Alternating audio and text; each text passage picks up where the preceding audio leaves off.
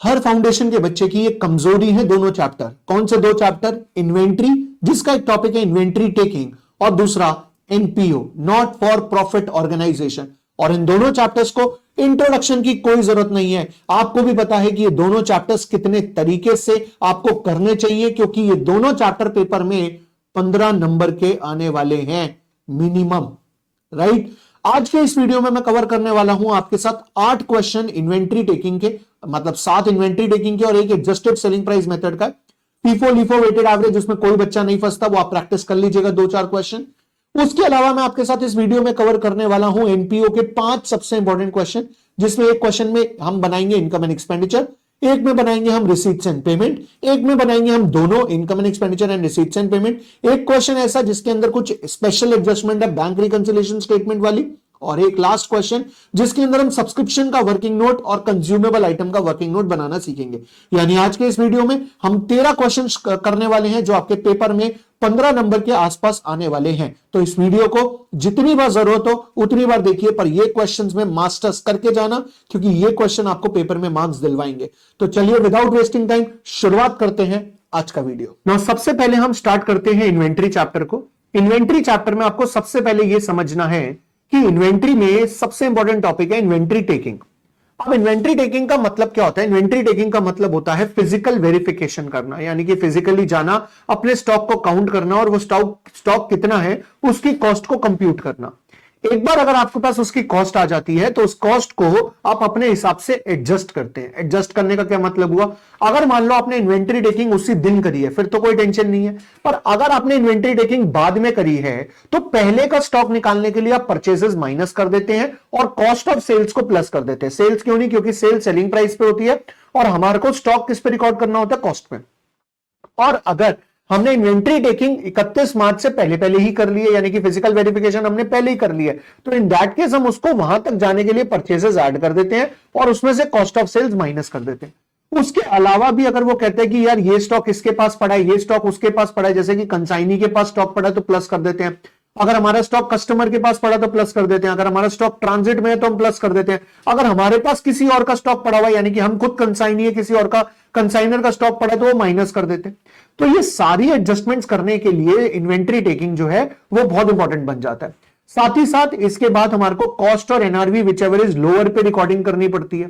Okay, तो ये सारी चीजें हम इन्वेंट्री में सीखने वाले हैं। इन्वेंट्री टेकिंग सिंपल है, कोई दिक्कत नहीं है, ये 7 क्वेश्चन को बस ढंग से कर लीजिएगा। Okay, let's start with first question. अब सर आप बोल रहे हो फर्स्ट क्वेश्चन और यहां पर लिखा है क्वेश्चन नंबर 29, क्योंकि बेटा हम अपने पहले 2 पार्ट्स में 28 क्वेश्चंस ऑलरेडी कवर कर चुके हैं। पार्ट 1 में 14 क्वेश्चन, पार्ट 2 में 14 क्वेश्चन। और अगर आपने अभी तक पार्ट 1 पार्ट 2 नहीं देखा है तो इस वीडियो को कंप्लीट करने के बाद पार्ट 1 और पार्ट 2 जरूर देखिएगा, ताकि आपके टोटल मेरे साथ मिलाकर 41 क्वेश्चन कंप्लीट हो जाए पार्ट 3 तक। आइए शुरुआत करते हैं। तो ये कहता है जेड लिमिटेड ने फर्निश करा है ये इंफॉर्मेशन हमें कि उसका 1 अप्रैल 2020 को स्टॉक है 28 लाख। बेटा अब 1 अप्रैल 2020 को दिया हुआ स्टॉक और मुझे निकालना 31 मार्च 2021 का। इसके बाद इसका मतलब यह है कि मुझे जो स्टॉक निकालना है वो आज से 1 साल बाद का स्टॉक है और मुझे आज का स्टॉक दे रखा है। बेटा आज से 1 साल बाद तक जाने के लिए मुझे क्या करना पड़ेगा? सबसे पहले मुझे उसमें परचेजेस प्लस करनी पड़ेंगी, क्योंकि जो जो मैंने खरीदा स्टॉक आया प्लस करना पड़ेगा, और उसमें से कॉस्ट ऑफ सेल्स माइनस करना पड़ेगा। एक बात और याद रखिएगा, परचेजेस के साथ डायरेक्ट एक्सपेंसेस हमेशा चलते हैं। इसका मतलब अगर कोई डायरेक्ट एक्सपेंस है तो परचेज के साथ चलेगा, कोई इनडायरेक्ट होगा तो हम उसको इग्नोर कर देंगे। अब जैसे यहां पर हमारे को स्टॉक दे रखा है 1 अप्रैल 2020 का 28 लाख रुपए।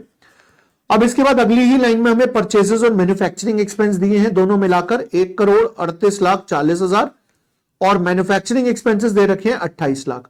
बेटा क्योंकि हम फॉरवर्ड जा रहे हैं, फॉरवर्ड मतलब हमारे पास 1 अप्रैल 2020 का स्टॉक है और हमने 31 मार्च 2020 का स्टॉक निकालना है, तो हम फॉरवर्ड जा रहे हैं, तो फॉरवर्ड में परचेजेस और मैन्युफैक्चरिंग एक्सपेंस प्लस हो जाएगा। इसके बाद इसमें से माइनस होनी है सेल्स, पर सेल्स नहीं, कॉस्ट ऑफ सेल्स। अब कॉस्ट ऑफ सेल्स निकालने के लिए हमारे को सेल्स दे रखी है 2,08,80,000 की। नीचे ये कहता है at the time of valuing stock on 31 मार्च 2020, यानी कि ओपनिंग में कोई वैल्यूएशन करते समय 2,40,000 का जो एक स्टॉक था उसमें से हमने 2,40,000 राइट ऑफ कर दिए थे जो हमने 8 लाख का खरीदा था। इसका मतलब हमने कोई स्टॉक 8 लाख का खरीदा होगा और उसमें से हमने 2,40 माइनस कर दिए थे, राइट ऑफ कर दिए थे, क्या पता वो बिक ना रहा हो। तो इसका मतलब आज की डेट में वो मेरे स्टॉक में कितने से इंक्लूडेड है, 8 लाख माइनस 2,40, आज की डेट में वो मेरे स्टॉक में इंक्लूडेड है 5,60,000 से। वो कहता है उसको मैंने इस साल 6,40 में बेच दिया। ओके, इसका मतलब जो मेरी 2,08,80,000 की सेल है, 2,08,80,000 रुपए की जो मेरी सेल है, इस सेल में से एक 6,40,000 की जो सेल है वो एबनॉर्मल आइटम की है और इस एबनॉर्मल आइटम की कॉस्ट थी 5,60,000 रुपए। बेटा दोबारा से बता रहा हूं, एक बार मेरी बात को ध्यान से सुनो। वो ये कहता है कि एक आइटम जो पिछले साल हमने 8 लाख की खरीदी थी उसमें से हमने 2,40,000 राइट ऑफ कर दिए थे। इसका मतलब आज वो मेरे स्टॉक में इंक्लूडेड है 5,60,000 रुपए से। वो 5,60 वाली आइटम हमने इस साल 6,40 में बेच दी। तो इसका मतलब बेटा क्लियर है, वो मेरी सेल्स में कितने से इंक्लूडेड है, 6,40,000 से। तो मैंने सेल्स में जो 2,08,80,000 है उसमें से 6,40 को अलग कर दिया और बाकी सेल, नॉर्मल सेल को अब मैं अलग करने वाला हूं। 2,08,80,000 में से अगर मैं 6,40,000 माइनस करता हूं तो 2,08,80,000 2,08,80,000 माइनस 6,40,000, तो बेटा ये मेरे पास आता है 2,02,40,000। वो कहता है ये वाली जो सेल है, ये सेल आपने except for the above transaction, यानी कि वो 6,40 वाली सेल छोड़ दूं तो उसको छोड़कर बाकी सब में मेरा 1/3 प्रॉफिट इंक्लूडेड था कॉस्ट पे। बेटा कॉस्ट का 1/3 है तो इसका मतलब 33.33% ऑफ कॉस्ट है, 33.33% ऑफ कॉस्ट है। तो अब हम इसकी कॉस्ट निकालने के लिए क्या करेंगे, इसकी कॉस्ट निकालने के लिए हम 2,02,40,000 को 133.33% से डिवाइड कर देंगे, क्योंकि ये सेलिंग प्राइस है और सेलिंग प्राइस में प्रॉफिट इंक्लूडेड होता है। तो अगर 100% कॉस्ट है, 33% प्रॉफिट है, तो 133% जो है वो सेलिंग प्राइस है। तो हमने 2,02,40,000 को 2,02,40,000 को 133.33% से डिवाइड कर दिया। तो बेटा ये आ जाएगा 1,51,80,000। अब हमारी टोटल कॉस्ट कितनी आ गई, कॉस्ट ऑफ सेल्स 560 ये और 1,51,80,000, मतलब हमारी टोटल कॉस्ट ऑफ सेल्स आ गई 1,57,40,000 रुपए। ये 1,57,40,000 मैंने यहां पे लिखा और ये मेरा अब इन्वेंट्री आ जाएगी 28 lakh plus 1,38,40,000 plus 28 lakh, yes 28 lakh minus 1,57,40,000। तो बेटा ये आ गई 37 लाख रुपीस की मेरी inventory. This is the answer of question number 29। ये देखो 37 लाख रुपए की इन्वेंट्री आ रखी है। Is that clear? तो बेटा मैंने क्या किया, सबसे इंपॉर्टेंट पॉइंट मेरे हिसाब से इसमें सेल्स वाला ही है, समझ लो, क्योंकि अगले क्वेश्चन में भी ये यूज होगा। सबसे पहले मैंने अपनी सेल्स में से एबनॉर्मल आइटम को अलग किया, नॉर्मल आइटम्स को अलग किया। नॉर्मल आइटम की मैंने कॉस्ट नॉर्मल तरीके से निकाली और एबनॉर्मल आइटम की क्वेश्चन में गिवन थी। दैट्स इट, दोनों कॉस्ट को प्लस किया, मेरे पास टोटल कॉस्ट निकलकर आ गई। चलिए अब मैं चला अगले क्वेश्चन पे, क्वेश्चन नंबर 30। क्वेश्चन नंबर 30 कहता है physical verification of the stock business की हुई है 23 फरवरी को और 23 फरवरी का स्टॉक निकल कर आया है 28 लाख रुपए और आपको स्टॉक निकालना है 29 फरवरी का। इसका मतलब आपको 6 दिन आगे जाना है। अगेन फॉरवर्ड है तो परचेजेस प्लस होगा और कॉस्ट ऑफ सेल्स माइनस हो जाएगी। ठीक है, तो मैंने सबसे पहले लिख दिया 28 लाख रुपए।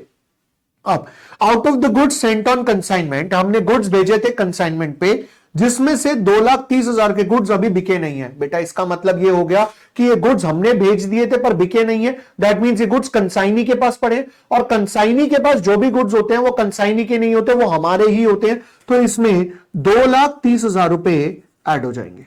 ये 2,30,000 रुपए ऐड हो गया स्टॉक विद कंसाइनी के नाम से। इसके बाद क्या कहते हैं, 3 लाख रुपए के गुड्स हमने परचेस करे थे, जिसमें से 1,20,000 के 5 मार्च को डिलीवर हुए हैं। इसका मतलब बाकी सब 29 फरवरी तक डिलीवर हो गए थे।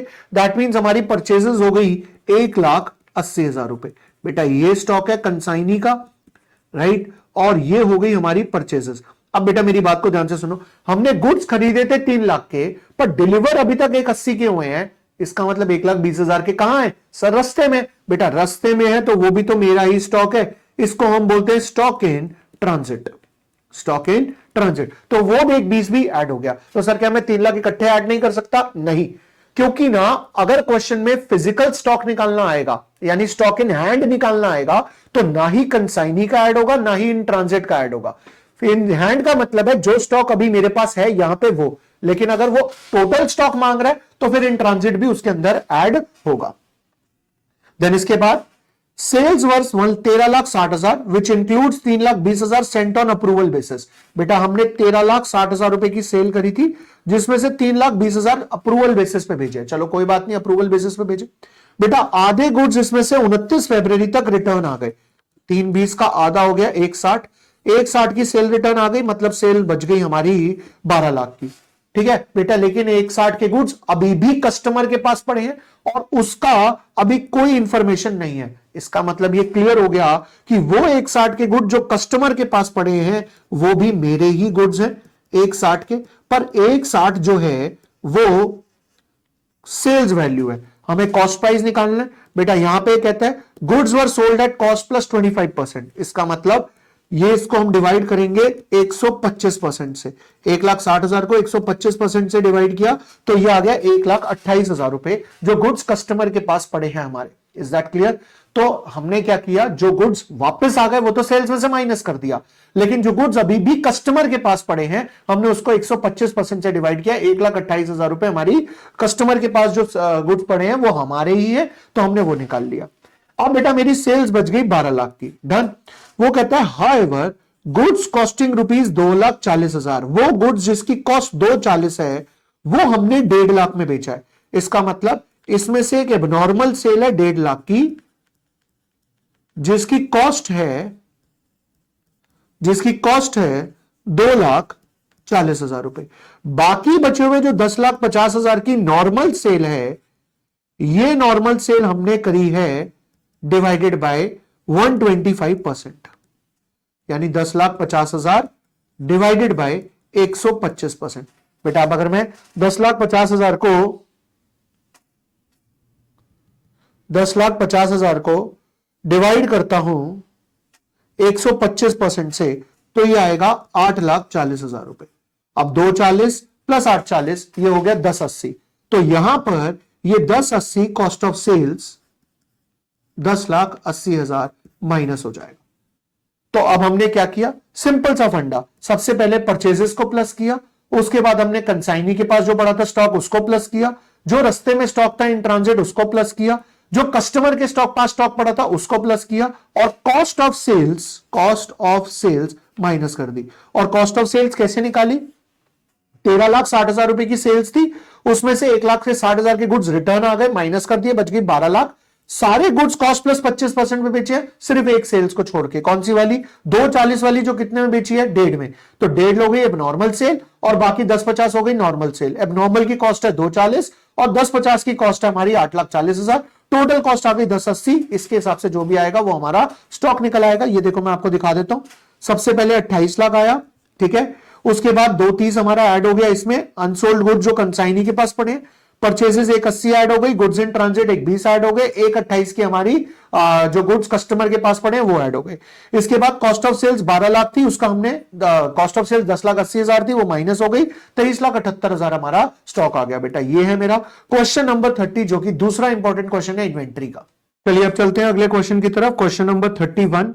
क्वेश्चन नंबर 31 कहता है कि राज लिमिटेड अपने अकाउंट्स प्रिपेयर करता है 31 मार्च 2019 को, लेकिन किसी रीजन की वजह से उसका 10 अप्रैल को स्टॉक टेकिंग कंप्लीट हुई है। बेटा इसका मतलब स्टॉक टेकिंग कंप्लीट हुई है साल खत्म होने के बाद, बेसिकली मतलब उस दिन जिस दिन स्टॉक निकालना है उसके बाद। तो यानी कि अब हमें बैकवर्ड आना पड़ेगा। बेटा बैकवर्ड के केस में परचेजेस जो होंगी वो माइनस हो जाएंगी और कॉस्ट ऑफ सेल्स प्लस हो जाएगा इस बार। यानी गुड्स जाएंगे तो प्लस होगा और गुड्स आएंगे तो माइनस होगा, क्योंकि एक सिंपल सी बात है, हमें वापस आना है, बैकवर्ड निकालना है।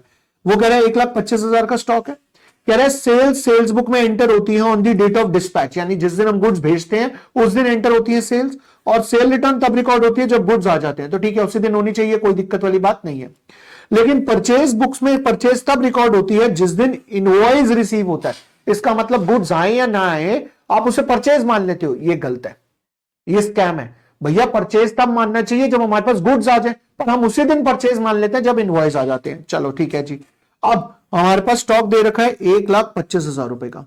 अब सबसे पहले कहता है आपको 1 अप्रैल से 9 अप्रैल के बीच की सेल्स दी हुई है 20,000, पर हमें सेल्स नहीं, हमें प्लस करनी होती है कॉस्ट ऑफ सेल्स। तो 20,000 सेल्स है और नीचे दे रखा है ग्रॉस प्रॉफिट है 25% कॉस्ट का, तो हमने इसे 125% से डिवाइड कर लिया, ये आ गया 16,000 रुपए। अगर ये 25% सेल्स का दिया होता तो मैं डायरेक्टली 25% माइनस कर देता। फ्री सैंपल्स 1 अप्रैल से 9 अप्रैल के बीच में 4,000 है। बेटा फ्री सैंपल की वजह से गुड्स जाते हैं, राइट। अब हम वापस रिवर्स गियर चला रहे हैं, उल्टा चल रहे हैं, तो फ्री सैंपल्स इसमें ऐड कर देंगे, क्योंकि जो गुड्स गए हैं वो हम ऐड कर देंगे। 4,000 हमने इसमें ऐड कर दिया। अब ये आया जी सबसे इंपॉर्टेंट पॉइंट। ये 2 पॉइंट सबसे ज्यादा दिक्कत करते हैं, ध्यान से सुनना बेटा। वो ये कहता है 1 अप्रैल से 9 अप्रैल के बीच में मैंने परचेज करी है 10,000। ना ना ना ना ना, गुमराह कर रहा है। ये क्या कह रहा है? 1 अप्रैल से 9 अप्रैल के बीच में मैंने परचेज करी है 9,000, पर ये परचेज नहीं है, ये इनवॉइस है 10,000 के। इसका मतलब 1 अप्रैल से 9 अप्रैल के बीच में उसके पास परचेज के 10,000 के इनवॉइस आए हैं, लेकिन इसमें से 2,000 के गुड्स नहीं आए हैं। इसका मतलब गुड्स कितने के आए हैं? सिर्फ 8,000 के। तो इसमें से 8,000 परचेजेस माइनस हो जाएगी। पर मुझे पता है आप एक बात क्या कहना चाह रहे होगे, यहां डाउट आ रहा होगा, सर इसका मतलब 2,000 स्टॉक इन ट्रांजिट है, प्लस कर दो। बेटा स्टॉक इन ट्रांजिट है वो, लेकिन वो स्टॉक इन ट्रांजिट 9 अप्रैल के लिए है, क्योंकि ये गुड्स आपने कब खरीदे हैं? 1 अप्रैल से 9 अप्रैल के बीच में। तो अगर 9 अप्रैल तक कोई गुड्स रिसीव नहीं हुए तो यानी कि वो 9 अप्रैल के लिए स्टॉक इन ट्रांजिट है। पर मैं स्टॉक कब का निकाल रहा हूं? 31 मार्च का। वो 31 मार्च के लिए स्टॉक इन ट्रांजिट नहीं है, क्योंकि वो गुड्स आपने खरीदे ही 1 अप्रैल के बाद है। दैट मीन्स अगर कोई गुड्स आप 1 अप्रैल के बाद खरीद रहे हो तो वो 31 मार्च के लिए स्टॉक इन ट्रांजिट हो ही नहीं सकते। 31 मार्च के लिए स्टॉक इन ट्रांजिट वो होगा जो गुड्स 31 मार्च से पहले खरीदे पर अभी तक आए नहीं है। मैं दिखाता हूं, ये पढ़ो। वो गुड्स जो हमने इनवॉइस आ गए थे 20,000 के 28 मार्च को, पर गुड्स अभी तक नहीं आए थे। तो बेटा 28 मार्च को इनवॉइस आ गए थे, इसका मतलब 28 मार्च को हमने परचेस कर ली थी, पर गुड्स अभी तक नहीं है, तो ये बन गया स्टॉक इन ट्रांजिट। ये ऐड हो जाएगा 20,000 रुपए यहां पे। This is the point. ठीक है जी। अब मैंने टोटल किया 16 4 20, 20 20 40, 40 इसके अंदर ऐड करूंगा 1,65, 1,65 में से 8,000 माइनस किया, ये आ गया 1,57,000 रुपए। 1,57,000 डन है जी आंसर। बोलो क्लियर हो गई बात? तो बेटा इस पूरे क्वेश्चन में जो डाउट आता है मैंने आपको बता दिया कि 10,000 के गुड्स आए, 10,000 के परचेज करे, 2,000 के अभी तक रिसीव नहीं हुए, तो सर बाकी 2,000 जो है वो 8,000 तो आपने परचेज में ले लिया, तो 2,000 स्टॉक इन ट्रांजिट क्यों नहीं है स्टॉक इन ट्रांजिट, पर वो स्टॉक इन ट्रांजिट 9 अप्रैल के लिए, और मुझे स्टॉक इन ट्रांजिट कौन सा ऐड करना होता है? जो 31 मार्च के लिए, जिसका मुझे स्टॉक निकालना है। चलिए ये था बेटा मेरा क्वेश्चन नंबर 31। अब मैं चलता हूं अपने क्वेश्चन नंबर 32 पे। क्वेश्चन नंबर 32 कहता है एक ट्रेडर अपने अकाउंट्स प्रिपेयर करता है 31 मार्च को हर साल, पर किसी रीजन की वजह से उसका 15 अप्रैल तक स्टॉक नहीं निकला। अगेन बेटा 15 अप्रैल को स्टॉक निकला, वापस आना है तो परचेजेस माइनस करेंगे और कॉस्ट ऑफ सेल्स प्लस करेंगे। और 15 अप्रैल का स्टॉक निकल कर आया है 2.5 लाख रुपए। बेटा 15 अप्रैल का स्टॉक निकला है 2.5 लाख।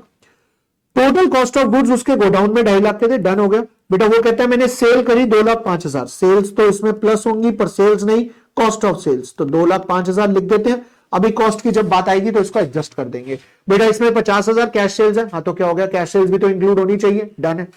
परचेज दे रखी है 25,170, जिसमें 9,950 कैश परचेज है, उससे कोई फर्क नहीं पड़ता, परचेज पूरी की पूरी माइनस हो जाएगी 25,170। हाँ बेटा अगर परचेज रिटर्न होते तो पहले हम परचेज को एडजस्ट करते फिर माइनस करते। सेल रिटर्न 5,000 दे रखी है, सेल रिटर्न इसमें से माइनस हो गई, ये रह गई 2 लाख। और मैं अब आपको कॉस्ट वाली बात ढूंढ के ही दे देता हूं। बेटा ये दिया हुआ goods are sold at 20% profit on sales. बेटा सेल्स का 20% प्रॉफिट है तो हमें इसका 80% लेना है, तो ये आ जाएगा 1,60,000 रुपए। अब आपको मेरी बात समझ आई? अगर नीचे 20% ऑफ कॉस्ट लिखा होता तो मैं इसे 120% से डिवाइड करता, और अगर नीचे 20% ऑफ सेल्स लिखा है तो मैंने डायरेक्टली 20% माइनस कर दिया और मेरे पास 80% ले लिया मैंने, डन। बेटा मेन पॉइंट आ गए, पॉइंट नंबर 4 और पॉइंट नंबर 5। आइए ध्यान से पढ़ते। ऑन 15 मार्च हमने 50,000 के गुड्स सेल और रिटर्न बेसिस पे बेचे थे एक कस्टमर को, जिसका पीरियड ऑफ अप्रूवल था 4 हफ्ते का। उसने 40% गुड्स रिटर्न कर दिए 10 अप्रैल को। इसका मतलब बेटा जब हमने 15 अप्रैल का ये स्टॉक निकाला होगा 2.5 लाख रुपए, इसके अंदर ये 40% इंक्लूडेड होंगे क्योंकि उसने 10 अप्रैल को रिटर्न कर दिए हैं, ठीक है ना, तो उसके अंदर वो 40% इंक्लूडेड होंगे, कंफर्म है। Approving the rest was build on 16 अप्रैल, लेकिन जो उसने अप्रूव करे वो 16 अप्रैल को करे हैं, मतलब 31 मार्च तक उसका अप्रूवल नहीं आया था। तो बेटा हमें बचे हुए 60%, 50,000 का प्लस करना पड़ेगा 60%, और क्योंकि ये सेलिंग प्राइस है तो हमें लेना है इसका 80%, यानी कि 30,000 का 80%, 24,000 रुपए। आई रिपीट माई वर्ड, बेटा ये वो स्टॉक है जो स्टॉक मेरा है पर कस्टमर के पास पड़ा है। 31 मार्च को कस्टमर ने ना अप्रूवल दिया था ना रिजेक्शन किया था, तो पूरा 100% कस्टमर के पास पड़ा था, पूरा 100%, राइट। तो पूरा 100% मेरे स्टॉक में ऑर्डर ऐड होना चाहिए, उसमें से 40% 10 अप्रैल को ऑलरेडी ऐड हो गया, और हमारे पास स्टॉक 15 अप्रैल का, मतलब इसमें 40 ऑलरेडी एडेड है। तो मुझे और कितना ऐड करना है, 60% की कॉस्ट ऐड करनी है। तो मैंने 50,000 का 60% लिया 30,000, 30,000 का 80% मैंने कर दिया 24,000 रुपए, वो ऐड कर दिया। बोलो डन हो गई बात। तो ऐड पूरा 100% होगा क्योंकि 31 मार्च तक ना अप्रूवल था ना रिजेक्शन था, तो मैंने 60% का 80% कर दिया। बेटा मैं आया पॉइंट नंबर 5 पे। Trader has also received goods costing ₹40,000 in March for sale on consignment basis. बेटा मेरे पास 40,000 के गुड्स आए थे बेचने के लिए कंसाइनमेंट बेसिस पे, ये गुड्स मेरे नहीं है, बट मैंने इसे स्टॉक में इंक्लूड कर लिया होगा। अब देखते हैं कितना, 20% इसमें से 31 मार्च तक बिक गए थे, और 50% और 15 अप्रैल तक बिक गए। इसका मतलब बेटा 15 अप्रैल तक 70% गुड्स बिक गए। तो 15 अप्रैल का स्टॉक निकालते समय, 15 अप्रैल का स्टॉक निकालते समय मैंने इसका 30% इंक्लूड कर लिया होगा। ये स्टॉक मेरा नहीं है, ये स्टॉक कंसाइनी का है। तो बेटा इन दैट केस हम इसमें से माइनस कर देंगे 40,000 का 30%। बेटा 40,000 का 30% होता है 12,000 रुपए।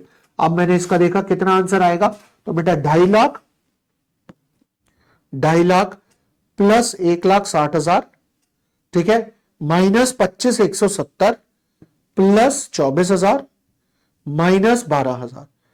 बेटा मेरा आंसर 3,96,830 रुपीज आ जाएगा, क्योंकि मैंने ये देखो 3,96,830। बोलो जी डन हो गई बात। तो ये भी एक बहुत बढ़िया क्वेश्चन था, क्वेश्चन नंबर 32। अब मैं चलता हूं अपने अगले क्वेश्चन पे, दैट इज क्वेश्चन नंबर 33। बेटा क्वेश्चन नंबर 33 कहता है सबमरीन लिमिटेड स्टॉक रिकॉर्ड नहीं रखता फिजिकल इन्वेंट्री का। अब उसको निकालना है 31 मार्च का स्टॉक, ठीक है, और 31 मार्च का स्टॉक वैल्यूएशन जो है वो मिसलीडिंग है, यानी वो गलत आया। तो वो ये चाहता है कि वो आपको 30 सितंबर का स्टॉक दे दे, उससे आप 31 मार्च का निकाल लो। बेटा 30 सितंबर से 31 मार्च का निकालना मतलब फॉरवर्ड, और अगर ये फॉरवर्ड है तो परचेजेस प्लस होंगी और कैश सेल्स माइनस। ना सर सेल्स नहीं, cost of sales. Okay very good. अब बेटा हमारे को 30 सितंबर का स्टॉक दे रखा है 2,40,000 रुपए, मैंने ये प्लस कर दिया। वो कहता है 15,000 का टोटल 30 सितंबर के स्टॉक में भी गलती है। 15,000 का टोटल आपने 16,000 लिख दिया था, तो बेटा इसमें हमने 1,000 माइनस कर दिया, और एक पेज का टोटल 600 रुपए से कम है तो हमने इसमें 600 प्लस कर दिया। डन हो गई बात। अब आगे क्या कहता है, ध्यान से सुनना बेटा। ये कहता है परचेजेस के इनवॉइसेस परचेज बुक में अक्टूबर से मार्च तक 2,10,000 के हैं, तो मतलब परचेज कितनी है, 2,10,000। बट इसमें से 9,000 के इनवॉइस वो हैं जिसके गुड्स 30 सितंबर से पहले ही आ गए थे। बेटा अगर वो 30 सितंबर से पहले आ गए थे, दैट मींस वो 30 सितंबर के गुड्स में ऑलरेडी इंक्लूडेड है, उसे हम फिर से प्लस नहीं करेंगे, तो हमने इसमें से 9,000 माइनस कर दिए, ठीक है।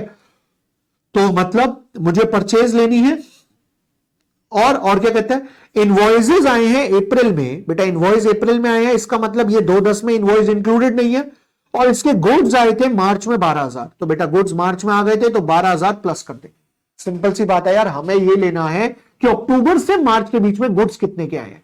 तो वो कह रहा है 2/10 के तो इनवॉइस आए थे, इसमें से इन इनवॉइसेस में से 9,000 पहले गुड्स आ चुके थे, वो माइनस कर दिए क्योंकि वो गुड्स इस पीरियड में नहीं है, और 12,000 के गुड्स ऐसे हैं जो इस पीरियड में आ गए हैं पर उसके इनवॉइस नहीं आए हैं, तो हमने गुड्स वो प्लस कर दिए। सिंपल सा फंडा है, 2/10 जो पहले ही गुड्स आ गए थे माइनस कर दिए, और जिसके इनवॉइस नहीं आए गुड्स आ गए हैं वो प्लस कर दिए। डन हो गई बात। इसके बाद क्या कहते हैं, अच्छा ये कितना हो गया, 210 प्लस 12,000 माइनस 9,000, ये हो जाएगा 2,13,000। 2,13,000 ये परचेजेस है, ये भी प्लस हो जाएगी। इसके बाद बेटा सेल्स दे रखी है 270 सितंबर से मार्च की, जिसमें से 15,000 ऐसे हैं जो 30 सितंबर से पहले ही चले गए थे।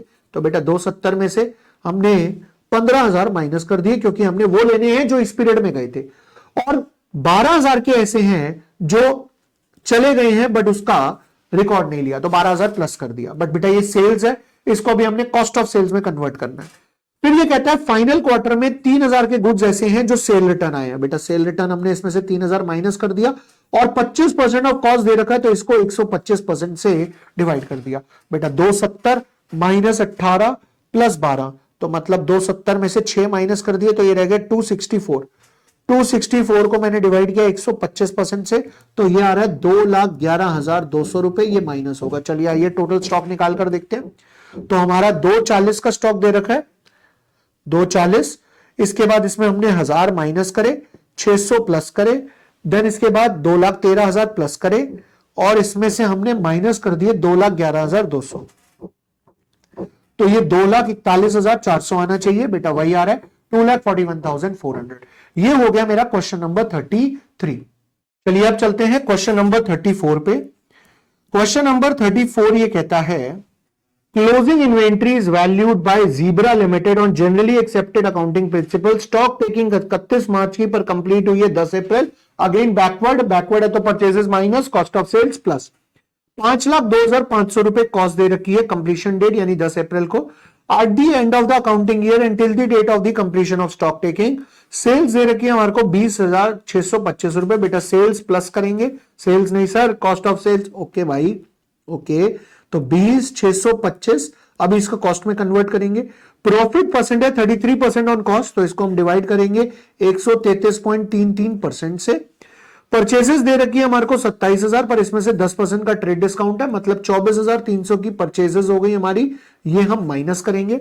During this period goods were added to the stock markup price of 900 in respect of sale return. बेटा सेल रिटर्न इसमें से माइनस करके हम देन इसको कॉस्ट में कन्वर्ट करेंगे, तो इसका मतलब 20,625 minus 900 divided by 20,625 minus 900 yes divided by 133.3333, जितनी बार कैलकुलेटर पे आता है लिखो और परसेंट दबाओ, तो ये आ गया बेटा 14,900,794 रुपए, 14,794। यहां तक तो क्वेश्चन बहुत आसान था, कुछ करना ही नहीं है इसके अंदर। अब आई बारी आगे क्वेश्चन की। After stock taking it was found that there were certain very slow moving item. बेटा एक आइटम थी जो बड़ी धीरे धीरे बिकती है, मतलब कभी बिकती है कभी नहीं बिकती, वो हमने 3375 की खरीदी थी, पर अगर अब हम उसे बेचना चाहते हैं तो हमें उसे रिकॉर्ड करना चाहिए 1575 पे। तो इसका मतलब बेटा 3375 से इंक्लूडेड है, बट हमें उसे रिकॉर्ड करना चाहिए 1575, तो हम अपने स्टॉक में से 1800 रुपए माइनस कर देंगे। ठीक है जी, क्योंकि स्टॉक रिकॉर्डेड है कॉस्ट पे और हमें उसे रिकॉर्ड करना है एनआरवी पे, तो कॉस्ट में से उसका वैल्यूएशन लॉस माइनस कर देंगे। बेटा हेवी फ्लड्स आने के कारण कुछ गुड्स जो 4650 के रिसीव हुए हैं, जो कस्टमर को डिलीवरी देनी थी उसके बाद, अब कस्टमर कहता है मैं तो नहीं चाहिए, मुझे तो नहीं चाहिए, अब किसी और को बेचना है तो 3750 में बेचना पड़ेगा। मतलब बेटा यहां पर भी हमें 900 रुपए का लॉस हो रहा है, तो उसे भी माइनस कर देंगे। अब हमारा स्टॉक जो 5,02,500 था उसमें से 14,794 प्लस होगा 14,794 प्लस, माइनस होगी 24,300 की परचेसेस, माइनस होगा 1800, माइनस होगा 900। इसका मतलब आंसर आएगा 4,90,294 रुपए। This is the answer. Very easy question, बहुत आसान सा क्वेश्चन था। अब मैं बढ़ा क्वेश्चन नंबर 35 की तरफ, और बेटा यही एक क्वेश्चन है जो इन्वेंट्री टेकिंग का सबसे ज्यादा तंग करता है। ये कहता है the PNL account of Ram showed a net profit of 575, लेकिन ये प्रॉफिट गलत है। सर आपको कैसे पता? बेटा लास्ट लाइन में कहता है एडजस्टेड नेट प्रॉफिट निकालो, तो मैंने क्या किया, मैंने एक पीएनएल एडजस्टमेंट अकाउंट बनाया जिसके क्रेडिट साइड पे मैंने बाय नेट प्रॉफिट लिख दिया 5,75,000 रुपए, और अब मैंने ये रेक्टिफिकेशन एंट्री पास करनी स्टार्ट करी। अब बेटा आपने मेरी हेल्प करनी है रेक्टिफाइंग एंट्री पास करने के लिए। इससे पहले आप शुरुआत करें, मैं आपको एक बात बता दूं, क्लोजिंग स्टॉक कोई भी हो, चाहे स्टॉक इन हैंड, चाहे स्टॉक इन ट्रांजिट, चाहे stock in customer, stock with consignee, कोई भी स्टॉक हो, स्टॉक की एंट्री होती है stock account debit to trading account. क्या एंट्री होती है, एक बार मेरे साथ रिपीट करो, stock account debit to trading account. Done. अब आइए शुरुआत करते हैं। आप सब लोगों ने रेक्टिफिकेशन का स्टेज 3 मेरे साथ भी पढ़ा है और आपने पार्ट 1 में उसे रिवाइज भी किया है, ठीक है। रेक्टिफिकेशन का स्टेज 3 पार्ट 1 में जो हमने रिवाइज किया था उसमें हमने ये पढ़ा था कि जब भी नॉमिनल अकाउंट आता है तो वहां पे हम पीएनएल एडजस्टमेंट अकाउंट लिखते हैं। बेटा वो ये कहता है purchases for the year 10,500 paid for electric fittings. बेटा इलेक्ट्रिक फिटिंग्स के लिए परचेज, हमने इलेक्ट्रिक फिटिंग खरीदी, उसके लिए 10,500 रुपए पे करे, लेकिन वो हमने इंक्लूड कर दिया परचेसेस में, परचेज में इंक्लूड कर दिया। बेटा अब एंट्री पास होगी electric fittings account debit to purchases account, पर परचेजेस के बदले वर्ड क्या आएगा, पीएनएल एडजस्टमेंट। तो पीएनएल एडजस्टमेंट में ये 10,500 क्रेडिट साइड पे चला जाएगा, ठीक है जी। तो पीएनएल एडजस्टमेंट की क्रेडिट साइड पे 10,500 आ गया, 575 का तो मैंने आपको ऑलरेडी बता ही दिया था।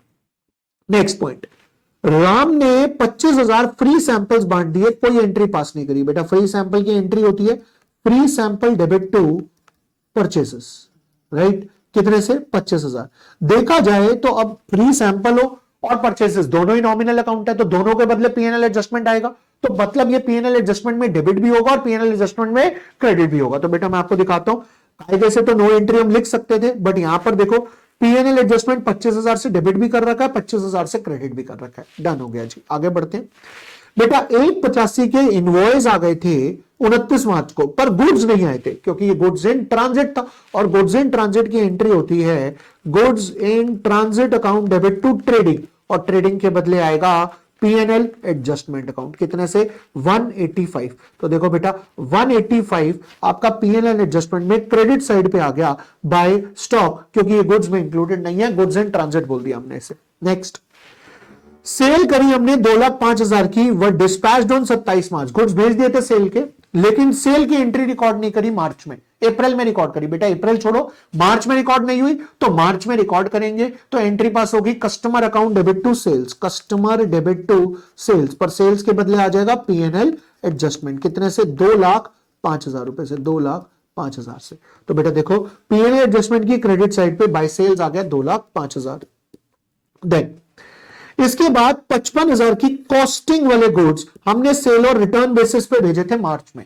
बेटा 55,000 की कॉस्टिंग वाले गुड्स सेल और रिटर्न बेसिस पे भेजे थे मार्च में 33% प्रॉफिट के साथ। अब पहले तो मैंने 55,000 का 33.33% निकाला, 55,000 डिवाइडेड बाय 3 इंटू 4, इसका मतलब मैंने 73,333 में गुड्स भेजे और मैंने इसे मार्च में ही सेल मान लिया। बेटा गलत है, मार्च में आप इसे सेल नहीं मान सकते क्योंकि अभी तक अप्रूवल नहीं आया था। तो पहली बात मुझे रिवर्स करनी पड़ेगी सेल। बेटा मैं यहां पे लिख रहा हूं पॉइंट नंबर 5 का, मुझे सेल रिवर्स करनी है। सेल रिवर्सल की एंट्री होगी sales account debit to customer, कितने से, 73,333, और क्योंकि ये स्टॉक कस्टमर के पास है तो मुझे एंट्री पास करनी पड़ेगी stock with customer debit to trading. कितने से, ये स्टॉक जो है वो हमेशा रिकॉर्ड होता है कॉस्ट पे, तो 55,000। सबसे पहले मैंने सेल रिवर्स करी क्योंकि सेल रिकॉर्ड करना गलत बात है, क्योंकि सेल अप्रैल में अप्रूव हुई है, मार्च में नहीं हुई थी, तो हमने सेल रिवर्स कर दी, और क्योंकि वो स्टॉक कस्टमर के पास पड़ा है तो हमने स्टॉक भी रिकॉर्ड किया। पर बेटा ध्यान से देखो, सेल्स के बदले आएगा पीएनएल एडजस्टमेंट और ट्रेडिंग के बदले भी आएगा पीएनएल एडजस्टमेंट। इसका मतलब ये एंट्री पीएनएल एडजस्टमेंट में डेबिट साइड पे 73,000 से आएगी, डेबिट साइड पे पीएनएल एडजस्टमेंट में 73,000 से आ गई, और क्रेडिट साइड पे यही एंट्री 55,000 से आएगी, क्रेडिट साइड पे यही एंट्री 55,000 से। बेटा ये मेरे पास एग्जैक्ट एडजस्टेड नेट प्रॉफिट निकल कर आ गया।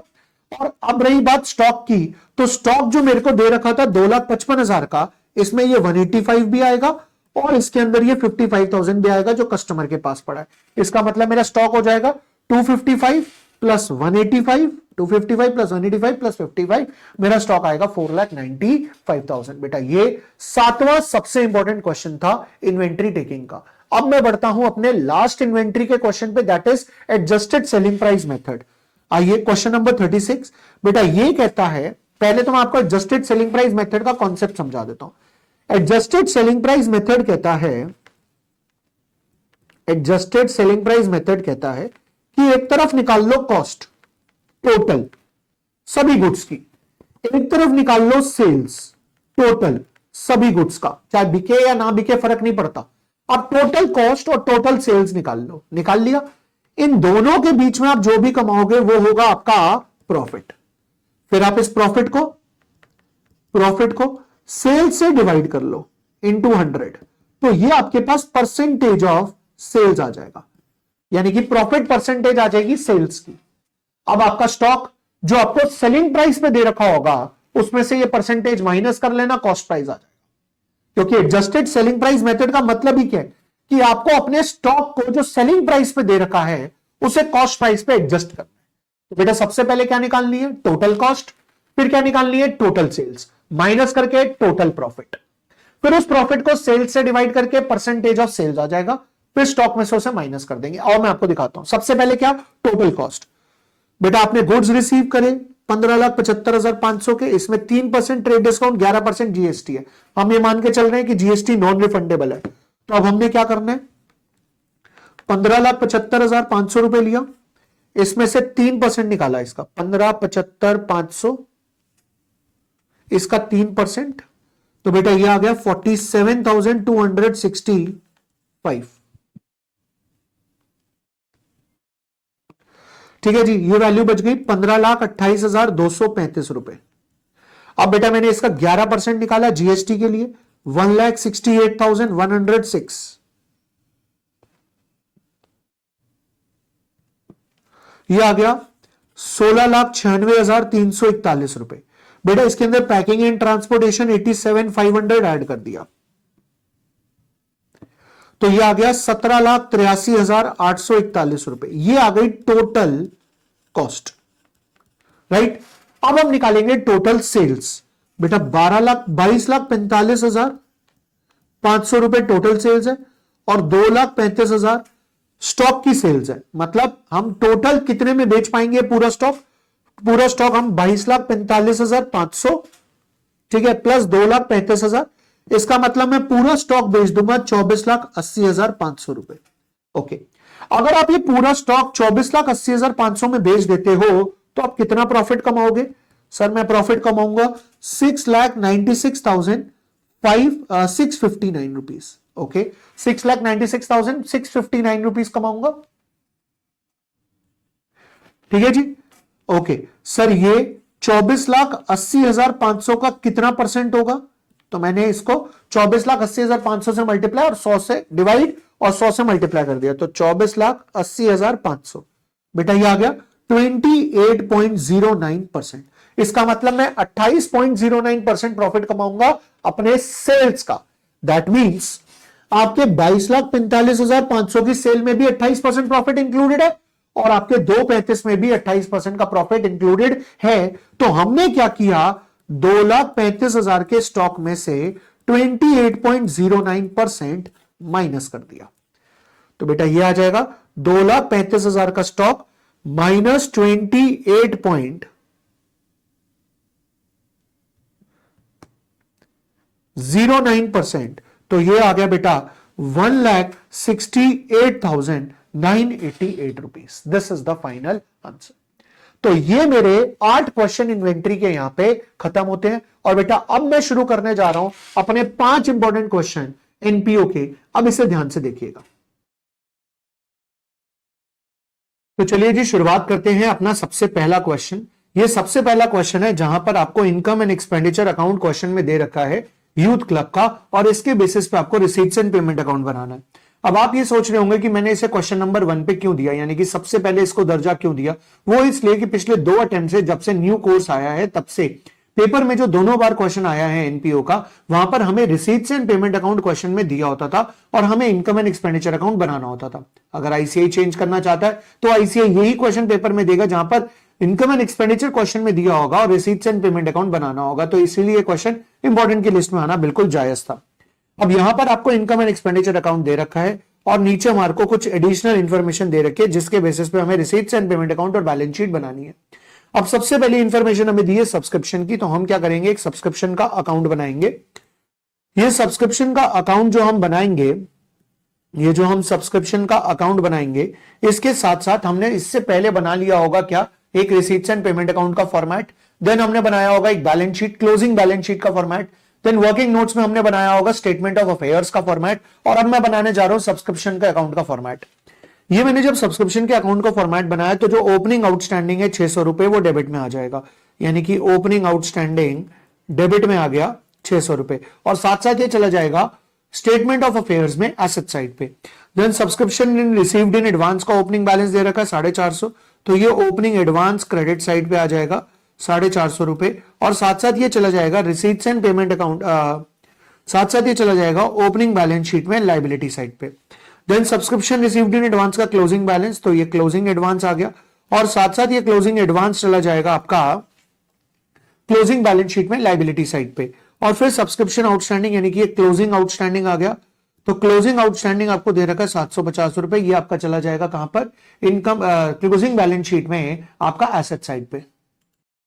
अब हम ऊपर इनकम एंड एक्सपेंडिचर में जाएंगे और देखेंगे इनकम साइड पे हमारे को दे रखा है 7500 का सब्सक्रिप्शन, ये हम लिख देंगे यहां पे सब्सक्रिप्शन के अकाउंट में डेबिट साइड पे इनकम एंड एक्सपेंडिचर अकाउंट 7500। और अब हम क्या करेंगे, अब हम टोटल करेंगे तो 68370, 8370 इधर का टोटल आ गया, 8370 इधर का टोटल आ गया, उसमें से ये 1200 माइनस हो गया, तो ये हो गया 7170, ये रिसीट्स एंड पेमेंट अकाउंट में डेबिट साइड पे चला जाएगा। तो ये है जी रिसीट्स एंड पेमेंट की डेबिट साइड पे चला जाएगा। बाकी इसका मैंने बता दिया, ये दोनों जाएंगे ओपनिंग बैलेंस शीट में, ये दोनों क्लोजिंग बैलेंस शीट में, outstanding asset side, advance liability side. Then इसके बाद क्या होगा जी, इसके बाद आया जी सैलरीज। अब हम यहाँ पे एक और अकाउंट बनाएंगे, एक अकाउंट किसका बनाएंगे, सैलरी का अकाउंट बनाएंगे। अब ओपनिंग आउटस्टैंडिंग, सैलरी हमारा एक्सपेंस होता है, तो एक्सपेंस अगर हमारे पास है तो in that case opening outstanding जो होगा वो लायबिलिटी बन जाएगी। तो ये जो बिगिनिंग का आउटस्टैंडिंग था 400 रुपए, ये चला जाएगा आपका लायबिलिटी साइड पर स्टेटमेंट ऑफ अफेयर्स में, और क्लोजिंग आउटस्टैंडिंग जो है 450 रुपए, ये आपका चला जाएगा बैलेंस शीट में लायबिलिटी साइड पर, क्लोजिंग बैलेंस शीट में, और एक तो सैलरी के अकाउंट में आ जाएगा। फिर हम ऊपर गए, हमने ऊपर चेक किया सैलरीज कितना दे रखा है 4750, इनकम एंड एक्सपेंडिचर की डेबिट साइड, तो हमने इसकी क्रेडिट साइड पे लिख दिया income and expenditure account, salaries दे रखा है 4750, 4750 ही था ना, यस ठीक है जी। अब ये 4750 और ये हो गया हमारे पास 5150, इसमें से 450 माइनस होगा तो ये आ जाएगा 4700, ये 4700 रिसीट्स एंड पेमेंट अकाउंट में क्रेडिट साइड पे चला जाएगा। यहां हमने सैलरी के एडजस्टमेंट को कंप्लीट कर लिया, डन है जी। देन इसके बाद कहता है जी जनरल एक्सपेंसेस में इंक्लूड करो insurance premium to the extent of 60 rupees. अब मेरी बात को ध्यान से सुनना, प्रीपेड इंश्योरेंस अगर होता है तो वो प्रीपेड इंश्योरेंस जो है वो इनकम एंड एक्सपेंडिचर अकाउंट बनाते समय माइनस हो चुका होता है, यानी कि वो हमने इस साल पे तो किया पर वो हमारे इनकम एंड एक्सपेंडिचर में नहीं आएगा। दैट मींस ये जो जनरल एक्सपेंसेस यहां पर 500 दे रखे हैं, इस 500 में से 60 ऑलरेडी माइनस हो रखा है, तो हम क्या करेंगे रिसीट्स एंड पेमेंट में ले जाते समय 500 प्लस 60 कर देंगे, तो ये 560 हो जाएगा, दैट्स इट, ठीक है जी। देन इसके बाद कह रहा है audit fee for 2022 is yet unpaid, यानी कि 2022 की ऑडिट फी अनपेड है। अब हमने चेक करा 2022 की ऑडिट फी हमें दे रखी है 250 रुपीज। अब सर आपको कैसे पता ये 2022 की है? अरे भाई ये इनकम एंड एक्सपेंडिचर 2022 का है, तो इनकम एंड एक्सपेंडिचर अकाउंट में जो भी इनकम और जो भी एक्सपेंडिचर दे रखे होंगे वो कौन से साल के होंगे, 2022 के होंगे। तो इसका मतलब ये 250 रुपए 2022 के हैं और ये अभी तक पे नहीं करे, तो ये बैलेंस शीट में चले जाएंगे लायबिलिटी साइड पे। कौन सी balance sheet sir? Closing balance sheet पे। तो ये क्लोजिंग बैलेंस शीट में लायबिलिटी साइड पे चले जाएंगे। अब क्या कहता है जी ड्यूरिंग 2022 यानी इस साल ऑडिट फी फॉर 2021, पिछले साल की ऑडिट फी आपने पे करी है 200, इसका मतलब पिछले साल भी हमने ऑडिट फी पे नहीं करी थी और वो ऑडिट फी हमने इस साल पे कर दी है, तो इसका मतलब ये हो गया पिछले साल ऑडिट फी आउटस्टैंडिंग थी, तो ये ओपनिंग बैलेंस शीट यानी कि स्टेटमेंट ऑफ अफेयर्स में लायबिलिटी साइड पे चला जाएगा। और क्योंकि इस साल पे कर दिए तो रिसीट्स एंड पेमेंट की क्रेडिट साइड पे जाके खत्म हो जाएगा। Is that clear? एक बार दोबारा बता रहा हूं, वो ये कहता है इस साल आपने पिछले साल की ऑडिट फी पे करी है, तो अगर आपने इस साल पिछले साल की ऑडिट फी पे करी है तो उस केस में क्या होगा उस केस में और जो ऑडिट फी है वो पिछले साल आउटस्टैंडिंग थी, तो स्टेटमेंट ऑफ अफेयर्स में लायबिलिटी साइड पे चला जाएगा। और क्योंकि आपने इस साल पे कर दी है तो वो बैलेंस शीट में वो रिसीट्स एंड पेमेंट की क्रेडिट साइड पे आ जाएगा। देन क्लब के पास एक free hold lease of ground है 10,000 की, कब है, कब खरीदी, कब दी, दे नहीं रखा, तो इसका मतलब हम ये मान लेंगे कि ये ओपनिंग में भी थी, यानी ओपनिंग बैलेंस शीट में भी आएगा और क्लोजिंग बैलेंस शीट में भी आ जाएगा। देन इसके बाद क्लब के पास स्पोर्ट्स इक्विपमेंट थे 1 जनवरी को 2600 के। अब बेटा 1 जनवरी को 2600 के थे, तो ये ओपनिंग बैलेंस शीट में आ जाएगा, राइट, एसेट साइड पे। अब इसके अंदर डेप्रिसिएशन लगा होगा या कुछ परचेज करा होगा, वो देखते क्या है। कह रहा है एंड ऑफ द ईयर में ये इक्विपमेंट 2700 के हो गए। बेटा एक बात बताओ, हमने चेक करा क्या इसके ऊपर कोई डेप्रिसिएशन लगा है? तो ये रहा डेप्रिसिएशन। कितने का डेप्रिसिएशन लगा? 300 का। अब मेरी बात को ध्यान से सुनो, अगर मैं आपको इसका अकाउंट बनाकर दिखाऊं तो इसका अकाउंट ये कहता है कि ये स्पोर्ट्स इक्विपमेंट है जिसका ओपनिंग बैलेंस हमें दे रखा था 2600, क्लोजिंग बैलेंस हमें दे रखा है 2700। ये ओपनिंग बैलेंस चला जाएगा स्टेटमेंट ऑफ अफेयर्स में, क्लोजिंग बैलेंस चला जाएगा क्लोजिंग बैलेंस शीट में एसेट साइड पे। डेप्रिसिएशन इन पे लगा हुआ 300 रुपए का। इसका मतलब बेटा पक्की बात है 400 रुपए की हो रखी होगी परचेज। ये 400 रुपए की purchase receipts and payment account की क्रेडिट साइड पे चली जाएगी। मैं चाहता तो बिना अकाउंट बनाए भी निकाल सकता था। कैसे? 2600 का ओपनिंग में था, 300 रुपए का डेप्रिसिएशन लगा दिया, यानी कि इस बार होना चाहिए था 2300 का, पर 2300 के बदले 2700 का है। मतलब 400 रुपए की हमने क्या करी है? परचेज, जो कि रिसीट्स एंड पेमेंट की क्रेडिट साइड पे चला जाएगा, मतलब हमने वो पेमेंट की होगी। राइट है जी, डन। आगे बढ़ते हैं। इसके बाद कहता है 2021 यानी कि पिछले साल क्लब ने एक बैंक लोन लिया था 2000 रुपए का। तो बेटा ये 2000 रुपए का लोन ओपनिंग बैलेंस शीट यानी कि स्टेटमेंट ऑफ अफेयर्स में चला जाएगा लायबिलिटी साइड पे। कह रहा है this was outstanding through out 2022, यानी कि ये क्लोजिंग बैलेंस शीट में भी लायबिलिटी साइड पे आएगा क्योंकि इस साल भी आउटस्टैंडिंग है।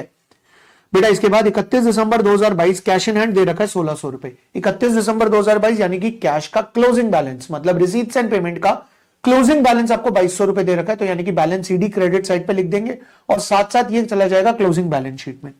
अब क्योंकि हमने सारी एडजस्टमेंट समझ ली है, तो एडजस्टमेंट समझने के बाद हम गए इनकम एंड एक्सपेंडिचर में बची हुई बातों को देखने के लिए। सेक्रेटरी ऑनरेरियम, ये रिसीट्स एंड पेमेंट की क्रेडिट साइड चला जाएगा बेटा, क्योंकि ये एक्सपेंस है, कुछ नहीं दे रखा तो हम ये मान के चलेंगे कि ये एक्सपेंस हमने करंट ईयर में पे किया है। Then stationery and printing, receipts and payment की credit side. Annual dinner expenses, receipts and payment की क्रेडिट साइड।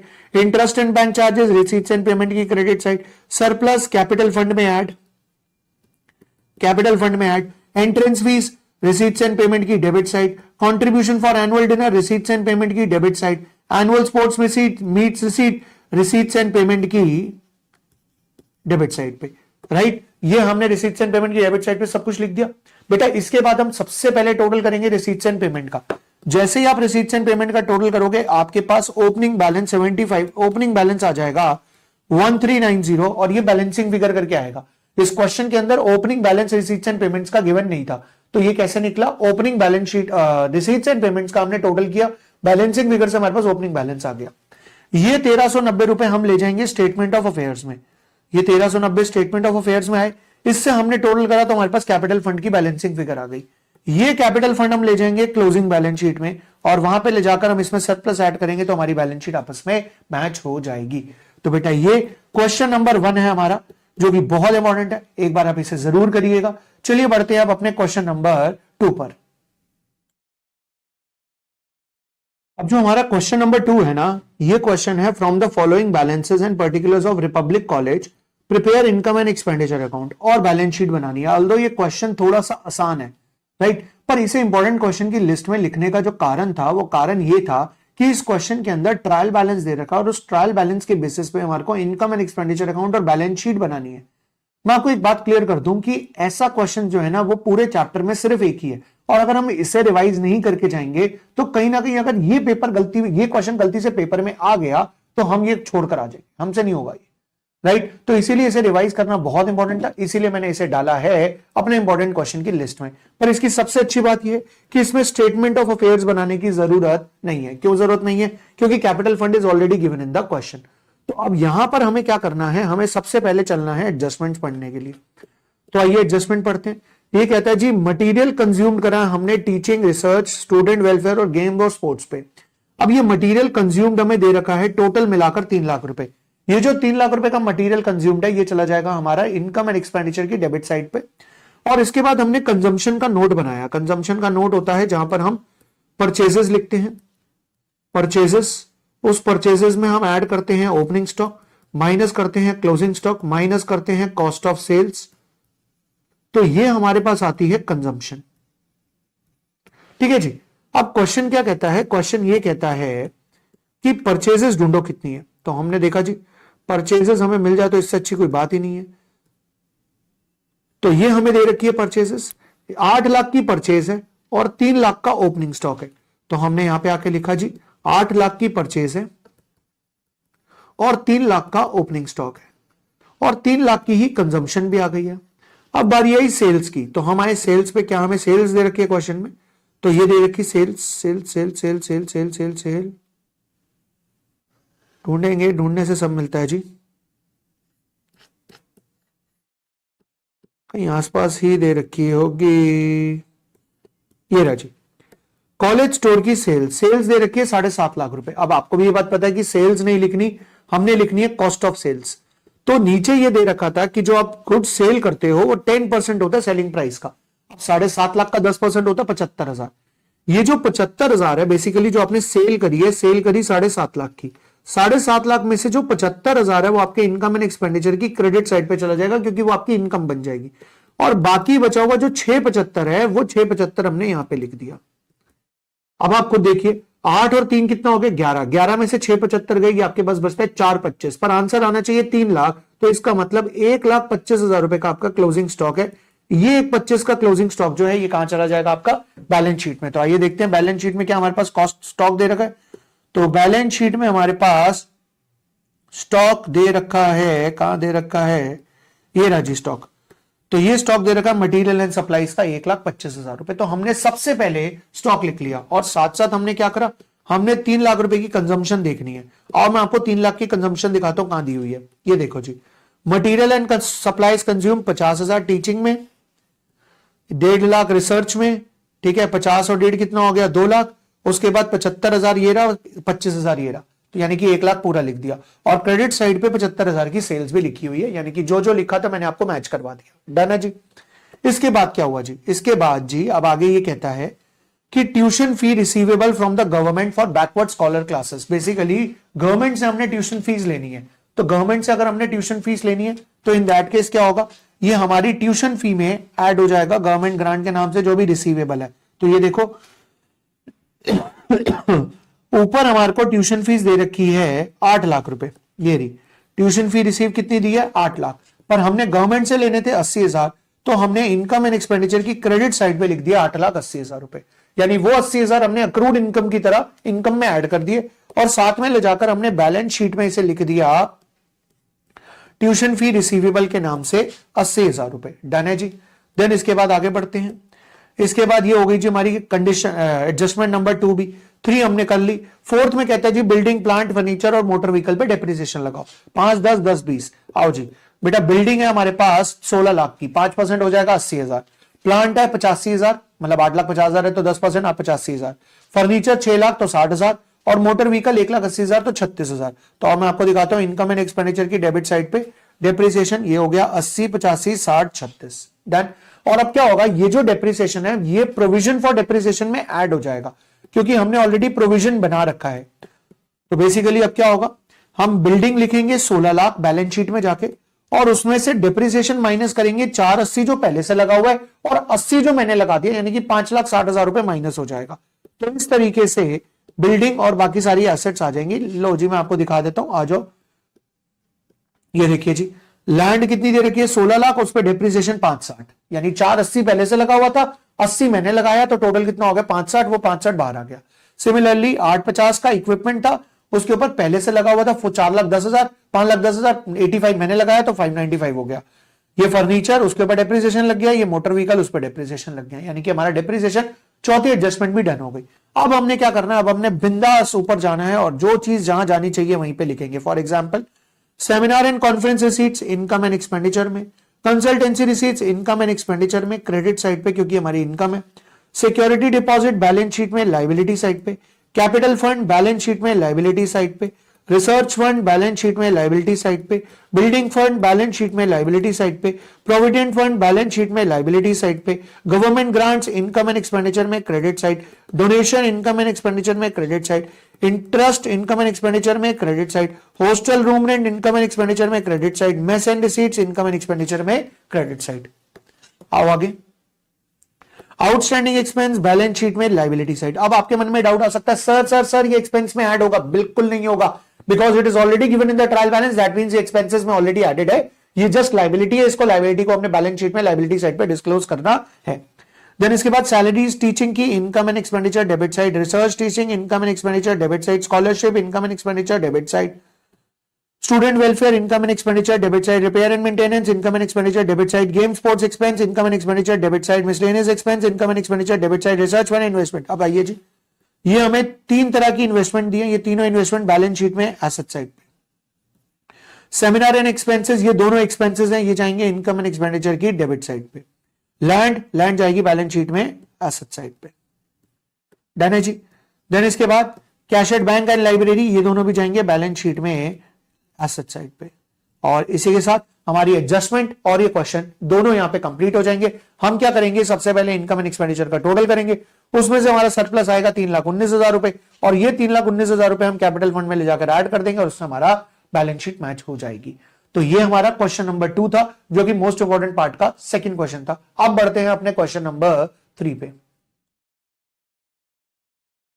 चलिए जी, तो हमारा क्वेश्चन नंबर 3 है कि from the following information supplied by ABC club prepare receipts and payment account and income and expenditure account. अब इस question को choose करने का पर्पस सिंपल है आपके सामने कि इस क्वेश्चन के अंदर हमें रिसीट्स एंड पेमेंट अकाउंट और इनकम एंड एक्सपेंडिचर अकाउंट दोनों बनाने हैं। और जब दोनों बनाने आते हैं ना, तो वो क्वेश्चन जो होता है वो कंपैरेटिवली बाकी क्वेश्चन से आसान होता है। लेकिन यहां पर आपको बहुत सारी चीजों का ध्यान रखना पड़ता है, तो इसलिए ध्यान से सुनिएगा इसे। फॉर द ईयर एंडेड 31 मार्च, मैं ये मान के चलता हूं कि इसके अंदर बैलेंस शीट आने के चांसेस जो है ना वो बहुत कम है, क्योंकि जब वो इनकम एंड एक्सपेंडिचर और रिसीट्स एंड पेमेंट देने की बातें कर रहा है, दोनों बनाने की बातें कर रहा है, तो हमारा 10 नंबर का क्वेश्चन तो यही बन जाएगा। अब अगर इसके अंदर वो बैलेंस शीट भी डालता है, तो इन दैट केस फिर वो हमारे को एक क्वेश्चन 15 नंबर का देगा। तो ये क्वेश्चन अगर बैलेंस शीट के साथ आया तो 15 नंबर का, बिना बैलेंस शीट के आपको 10 नंबर का लिख सकता है। अब इसमें क्या कहते हैं, आउटस्टैंडिंग सब्सक्रिप्शन और एडवांस सब्सक्रिप्शन दे रखी है, तो हमारा बनेगा एक सब्सक्रिप्शन का अकाउंट जिसके अंदर outstanding subscription 840 opening outstanding debit side पे और closing outstanding 12 lakh credit side पे। एडवांस सब्सक्रिप्शन का opening advance 1.5 lakh credit side पे, क्लोजिंग एडवांस 1,80,000 डेबिट साइड पे। राइट, ये तो हमारे सब्सक्रिप्शन की बातें हो गई, जो जितना यहां तक उसने दिया था। अब अगर मुझे बैलेंस शीट भी बनानी होती तो मैं इसको लिखता एसेट साइड, इसको लिखता liability side statement of affairs में, और इसको मैं लिखता एसेट साइड, इसको लिखता liability side balance sheet, closing balance sheet के अंदर। राइट, देन कहता है जी आउटस्टैंडिंग सैलरी, तो इसके लिए मैंने सैलरी का भी अकाउंट बना दिया, और सैलरी का अकाउंट बनाऊंगा। आउटस्टैंडिंग सैलरी मेरे लिए क्या होता है, लायबिलिटी, तो 90,000 credit side opening advance, opening outstanding, और 1,08,000 डेबिट साइड पे आउटस्टैंडिंग क्लोजिंग का बैलेंस। कैश इन हैंड और कैश एट बैंक ये चला जाएगा रिसीट्स एंड पेमेंट अकाउंट में, डेबिट साइड पे 90,000 6,60,000 और क्रेडिट साइड पे हमें बैलेंस शीट ही दे नहीं रखा, तो ये रहा हमारा रिसीट्स एंड पेमेंट अकाउंट जिसकी डेबिट साइड पे 6,60,000 आ गया। क्लोजिंग बैलेंस दे नहीं रखा तो अभी हम लिख नहीं पाएंगे। देन इसके बाद बारी आती है इन्वेस्टमेंट्स की। इन्वेस्टमेंट्स दे रखी है 840 और 420, इसका मतलब ये हो गया कि इन्वेस्टमेंट पक्की बात है 420 की इन्वेस्टमेंट बेची है, पर कितने में बेची है, क्या सीन है, वो तो हमारे को एडजस्टमेंट पढ़ के पता लगेगा। फर्नीचर 168 से 84 हो रहा है, मतलब फर्नीचर भी बेचा है। मशीनरी 60 से 120 हो रही है, मतलब मशीनरी खरीदी है। स्पोर्ट्स गुड्स 90 से 150 हो रहे हैं, इसका मतलब स्पोर्ट्स गुड्स भी खरीदे हैं। अब वो कितने के खरीदे हैं, क्या करना है, वो नीचे एडजस्टमेंट पढ़ते हैं, उसके बाद पता लगेगा। आप चाहें तो आप इन चारों के एक अलग से अकाउंट बना सकते हैं, इन्वेस्टमेंट का, फर्नीचर का, मशीनरी का, स्पोर्ट्स गुड्स का। फिलहाल मैं बिना अकाउंट के आपको बता रहा हूं कि कैसे हम इसको सॉल्व कर सकते हैं। Now subscription for the year 18 lakh, for the year का मतलब होता है इस साल का 18 लाख है, यानी कि ये इस साल की इनकम है। अब अगर ये इस साल की इनकम है तो ये जाएगा इनकम एंड एक्सपेंडिचर की क्रेडिट साइड पे। तो आइए देखते हैं, इनकम एंड एक्सपेंडिचर अकाउंट की क्रेडिट साइड पे आ गया बाय सब्सक्रिप्शन 18 लाख, और सब्सक्रिप्शन के अकाउंट में ये डेबिट साइड पे आ जाएगा 18 लाख रुपए। अब इससे क्या हुआ, इससे हमारी डेबिट साइड कंप्लीट हो गई। 18 2 26, 26 और 1 27 लाख, 28,20,000 रुपए, 28,20,000 रुपए। 28 में से 13 गए, बच गया 15, ये आ गए 14,70,000 रुपए। तो ये 14,70,000 हमारा रिसीट्स एंड पेमेंट अकाउंट में चला जाएगा, यानी ये वो सब्सक्रिप्शन है जो हमें करंट ईयर में रिसीव हुई है, ये रहा 14,70,000। राइट, सब्सक्रिप्शन का अकाउंट कंप्लीट। आगे बढ़ते हैं जी, कह रहा है सैलरी पे करिए 360। अब पे करिए सैलरी, तो पे करने पर कैश जाएगा, कैश जाएगा तो रिसीट्स एंड पेमेंट की क्रेडिट साइड पे आएगा, तो रिसीट्स एंड पेमेंट की क्रेडिट साइड पे आ गया बाय सैलरीज 360, और सैलरी के अकाउंट में डेबिट साइड पे आ जाएगा 360। अब 360 प्लस 1,08,000 माइनस 390, ये हो गया 378, 3,78,000। ये चला जाएगा इनकम एंड एक्सपेंडिचर की डेबिट साइड पे 3,78,000। राइट, इन्होंने प्लस माइनस करके दिखाया हुआ, मैंने आपको अकाउंट के थ्रू बता दिया, अकाउंट के थ्रू करना थोड़ा सा आसान होता है। इसके बाद क्या कहते हैं जी, कह रहे जी इन्वेस्टमेंट की फेस वैल्यू थी 10,50,000, जिसमें से हमने आधी इन्वेस्टमेंट भेज दी। बेटा 10 50 का आधा होता है 5,75, 5,25, 10-50 का आधा होता है 5-25, वो हमने 80% पे बेची है। 5-25 का 80% होता है 4-20। अब मेरी बात को ध्यान से सुनो, इसका मतलब हमने आधी इन्वेस्टमेंट 4-20 में बेच दी है। अगर हम ऊपर जाके देखें तो ऊपर कम भी कितने से हो रहा है, 4-20 से ही कम हो रहा है। दैट मीन्स हमारी इन्वेस्टमेंट के ऊपर बेचने पे ना हमें प्रॉफिट हुआ है ना हमें लॉस हुआ है। तो सर ये फेस वैल्यू का क्या रेलेवेंस है? बेसिकली जो इंटरेस्ट होता है ना वो फेस वैल्यू पे मिलता है हमें। तो वो ये कहता है कि मैंने आधी इन्वेस्टमेंट बेची है। तो देखो बेटा, आधी इन्वेस्टमेंट 840 का कितना होता है, 420, और 420 वाली इन्वेस्टमेंट उसने 420 में ही बेची है, तो no profit no loss, right. तो ये 420 कहां चला जाएगा? ये 420 चला जाएगा हमारा रिसीट्स एंड पेमेंट की डेबिट साइड पे। चलिए अब आगे बढ़ते हैं। सर इसमें इंटरेस्ट लास्ट में बात करेंगे। ये लो जी, आई गया इंटरेस्ट ऑन इन्वेस्टमेंट 84,000 रिसीव हुआ है। अब देखो बेटा, यहां से ना बहुत सारी अजम्पशन निकल कर आती है, पर मैं आपको सबसे बेस्ट अजम्पशन बताता हूं। वो ये कहता है 84,000 का इंटरेस्ट हमें रिसीव हुआ है। अब आप एक बात बताओ, इंटरेस्ट कौन सी वैल्यू पे मिलता है? Face value. आपको फेस वैल्यू दे रखी है 10,50,000 रुपए। 10,50,000 का आपको मिलना चाहिए था 10%। 10,50,000 का 10% होता है 1,05,000, पर आपको मिला कितना है? 84,000। अब 84,000 आ जाएगा रिसीट्स एंड पेमेंट की डेबिट साइड पे, और 84,000 ही क्रेडिट साइड पे आएगा। कहां पे? इनकम एंड एक्सपेंडिचर की। लेकिन उसमें 21,000 रुपए हम ऐड कर देंगे अक्रूड इनकम के नाम से, तो बाहर 1,05,000। लेकिन यहां पर एक ट्विस्ट है। देखो, इन्वेस्टमेंट उसने कब बेची है ये क्वेश्चन में गिवन नहीं है, यानी कि अभी हम ये मान के चल रहे हैं कि उसने इन्वेस्टमेंट लास्ट में बेची है तो उसको पूरे साल का इंटरेस्ट मिलेगा। आप ये भी अज्यूम कर सकते हो कि 84,000 ही मिलना चाहिए था, 84,000 मिल गया, यानी आप अक्रूड इनकम को इग्नोर करके चल सकते हो। But to match the ICI suggested answer, हम ये मान लेते हैं कि हमने investment end of the year में बेची होगी, तो हमारे को पूरे 10-50 का 10% मिलना चाहिए था, जिसमें से हमारे को 84,000 मिल गया, बाकी 21,000 अक्रूड हो जाएगा। और ये अक्रूड इनकम अगर हमें बैलेंस शीट बनानी होगी तो बैलेंस शीट में एसेट साइड पे चली जाएगी। डन है जी। इसके बाद क्या कहते हैं? ये कहते हैं जी furniture was sold for 48,000 at the beginning of the year. अब मेरी बात को सुनो ध्यान से। फर्नीचर बेटा 168 से 84 हो गया, यानी फर्नीचर 84,000 से कम हो गया, पर वो कह रहा है मैंने बेचा 48 में है। दैट मीन्स पक्की बात है हमें लॉस हुआ है 36,000 का। अब क्या होगा?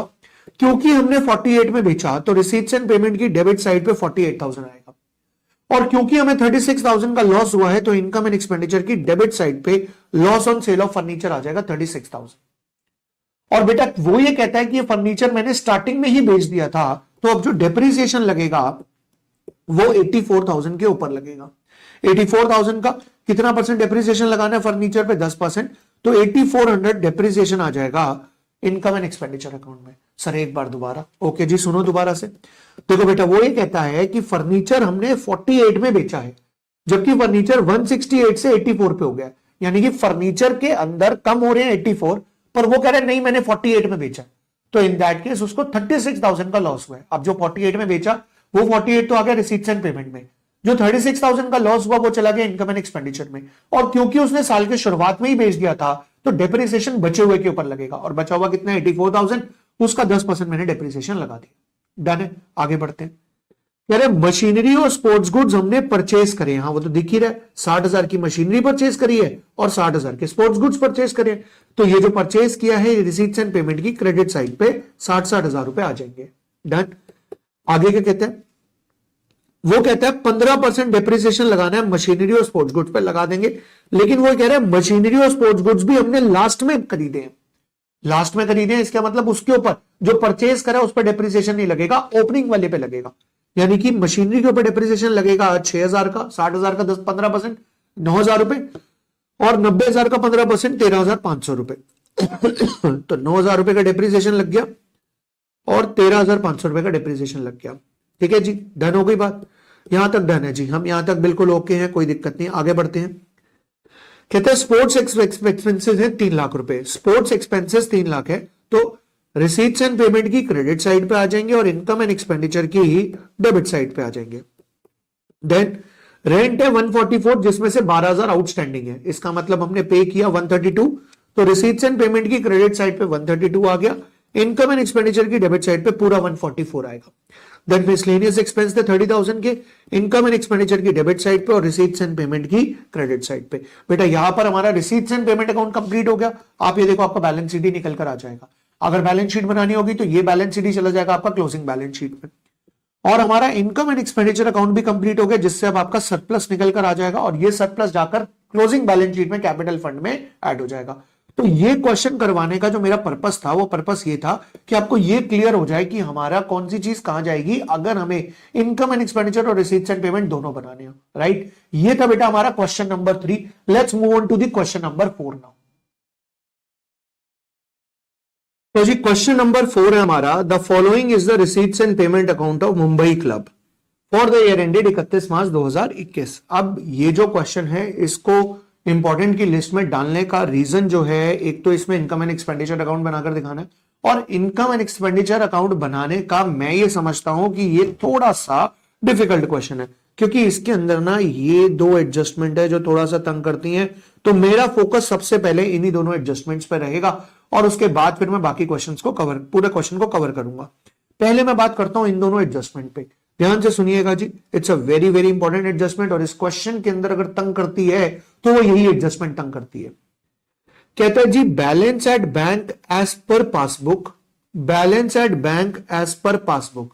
इसका मतलब ये जो हमारे को रिसीट्स एंड पेमेंट अकाउंट दिया हुआ है, this is not as per cash book, this is as per passbook.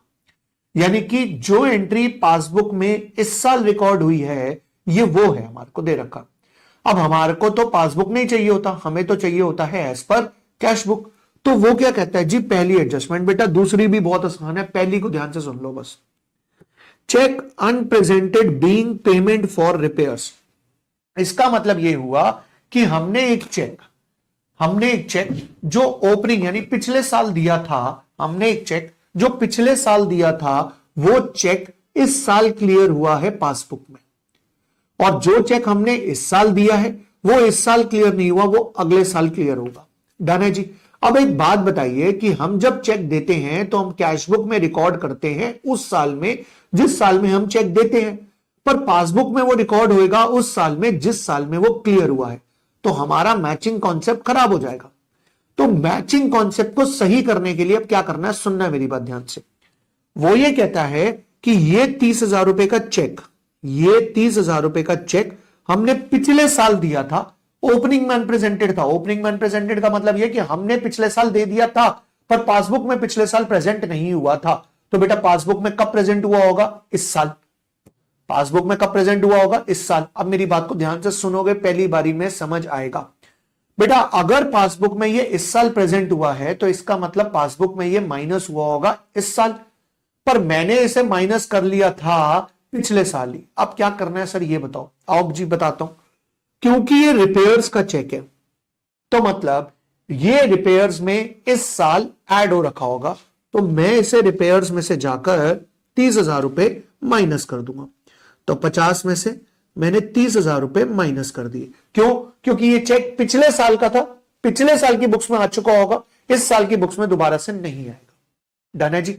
तो ये चेक पिछले साल का था रिपेयर्स का, मैंने पिछले साल के हिसाब से इसे रिपेयर्स यहां से माइनस कर दिया। अब मेरी बात को ध्यान से सुनो। अगर ये चेक पिछले साल आ चुका था, मैं ये मान के चल रहा हूं भाई मेरी कैश बुक में तो पिछले साल रिकॉर्ड हो गया था, तो इसका मतलब है मेरा ओपनिंग बैलेंस भी 60,000 नहीं था, मेरे ओपनिंग बैलेंस में से भी मैंने 30,000 रुपए माइनस कर दिए, मेरा ओपनिंग बैलेंस भी 30,000 था।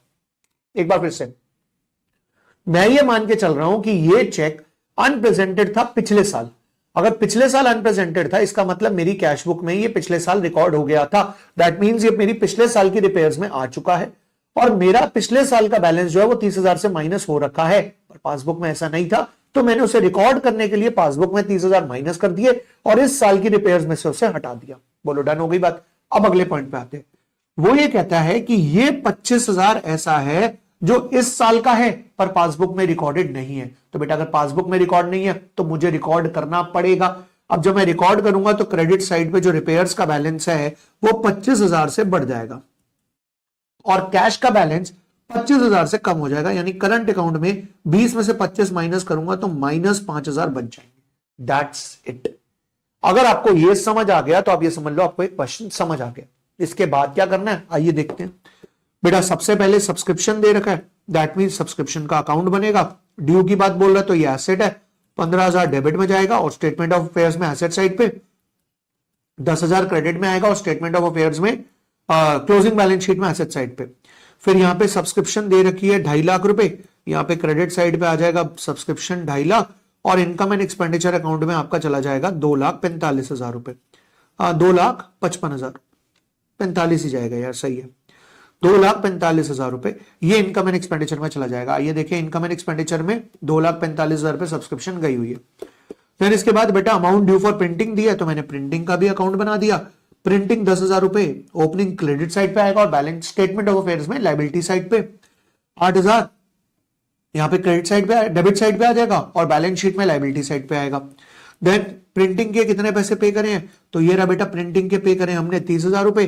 प्रिंटिंग 30,000 रुपए आ जाएगी आपकी डेबिट साइड पे, 30 और 8 38 माइनस 10 28,000 रुपए इनकम एंड एक्सपेंडिचर में ट्रांसफर हो जाएगा। ये देखें इनकम एंड एक्सपेंडिचर में 28 गया, ये रहा बेटा, अरे ये 28 तो कोई और है, 28 ये रहा जी प्रिंटिंग एंड ऑफिस एक्सपेंस का। डन हो गई बात। देन इसके बाद अनप्रेजेंटेड की पेमेंट बेटा मैंने आपको बता दी। नेक्स्ट एक और पॉइंट पढ़ लेते हैं। ये कहता है जी interest not yet entered in the passbook, यानी कि ये इंटरेस्ट पासबुक में एंटर नहीं है, मतलब हमने कैश बुक में एंटर कर लिया बेटा, वो इंटरेस्ट जो मैंने कैश बुक में एंटर कर लिया पर पासबुक में एंटर नहीं है उसको हम बोलते हैं अक्रूड इंटरेस्ट। तो ये अक्रूड इंटरेस्ट 2,000 रुपए इंटरेस्ट में ऐड हो जाएगा और बैलेंस शीट में एसेट साइड पे आ जाएगा। तो आइए देखिए इंटरेस्ट कितना दे रखा है हमारे को। इंटरेस्ट हमें दिया हुआ है ये रहा जी 5,000, 5,000 में 2,000 ऐड होके 7,000 रुपए आ जाएगा इनकम साइड पे। ये रहा देखो बेटा इंटरेस्ट 7,000 आ गया एंड देन इसके बाद 2,000 रुपए अक्रूड इंटरेस्ट बैलेंस शीट में चला जाएगा। लो जी बैलेंस शीट में अक्रूड इंटरेस्ट कहां है भाई हमारा, ये रहा बेटा 2,000 रुपए। ठीक है, यहाँ पे सब्सक्रिप्शन भी आ गई, सब्सक्रिप्शन रिसीवेबल, और ये प्रिंटिंग का बोनस वो भी आ गया 8,000 रुपए का आउटस्टैंडिंग। देन इसके बाद बेटा कहते हैं estimated value of machinery, machinery opening में 80,000 थी, स्टेटमेंट ऑफ अफेयर्स में चली जाएगी। अब समझो 80,000 की मशीनरी थी, हमने 155 की और खरीद ली बेटा, 80 प्लस 155 हो गया 235। 235 में से हमें डेप्रिसिएशन नहीं दे रखा, 235 में से मैंने 8,000 रुपए की बेच दी। 235 में से 8,000 माइनस करूंगा तो बचेगा 227, बचना चाहिए था 227 पर बचा है सिर्फ 175। तो इसका मतलब 227 और 52,000 का डिफरेंस है। तो वो जो 52,000 का डिफरेंस है वो आ गया डिप्रिसिएशन के नाम से इनकम एंड एक्सपेंडिचर में। राइट, क्लियर हो गई बात। 80 प्लस परचेज 155 माइनस 8,000 की सेल माइनस 175 का क्लोजिंग बैलेंस, 52,000 का डिफरेंस डिप्रिसिएशन आ गया। डन है जी। देन इसके बाद कह रहा है ऑनरेरियम एंड सेक्रेटरी को जो देना है वो 20,000 से बढ़ाकर देना है। तो बताओ पिछले साल कितना दिया था। अब देखो ध्यान से सुनना, पिछले साल का दे रखा है 40, तो इस साल का देना है, दिया नहीं है, देना है 60,000। तो इनकम एंड एक्सपेंडिचर की डेबिट साइड पे आएगा, इनकम एंड एक्सपेंडिचर की डेबिट साइड पे ऑनरेरियम आ जाएगा 60,000, और क्योंकि अभी तक दिया नहीं है तो आउटस्टैंडिंग ऑनरेरियम आ जाएगा 60,000 रुपए। पर सर जो रिसीट्स एंड पेमेंट में 40,000 दे दिया उसका क्या बेटा, वो पिछले साल का, इसका मतलब लास्ट ईयर वो आउटस्टैंडिंग रहा होगा, तो ओपनिंग बैलेंस शीट में आउटस्टैंडिंग ऑनरेरियम आ जाएगा 40,000 रुपए। डन हो गई जी बात, डन हो गया सर, यहां तक तो डन है, कोई दिक्कत नहीं है। ये पॉइंट सब आसान है और ये पॉइंट हमने कवर कर रखे हैं, इस पॉइंट्स में दिक्कत नहीं थी। दिक्कत जिस पॉइंट में थी वो मैंने अच्छे से समझा दिया। ग्राउंड मैन को 20,000 का बोनस देना है, एक्सपेंडिचर में जाकर बोनस ऐड हो जाएगा। देखो जी ग्राउंड मैन का बोनस ये रहा 20,000 रुपए, और आउटस्टैंडिंग बोनस आ जाएगा बैलेंस शीट में लायबिलिटी साइड पे। ये रहा जी लायबिलिटी साइड पे आउटस्टैंडिंग ग्राउंडमैन का बोनस आ गया। डन है जी।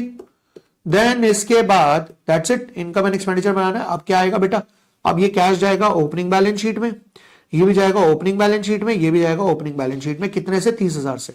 एंट्रेंस फीस आप जाकर कैपिटल फंड में ऐड कर देंगे। एंट्रेंस फीस के दो रास्ते होते हैं, या तो कैपिटल फंड में ऐड कर दो या फिर इनकम एंड एक्सपेंडिचर की क्रेडिट साइड पे दिखा दो। आप चाहो तो कैपिटलाइज करना is a better option.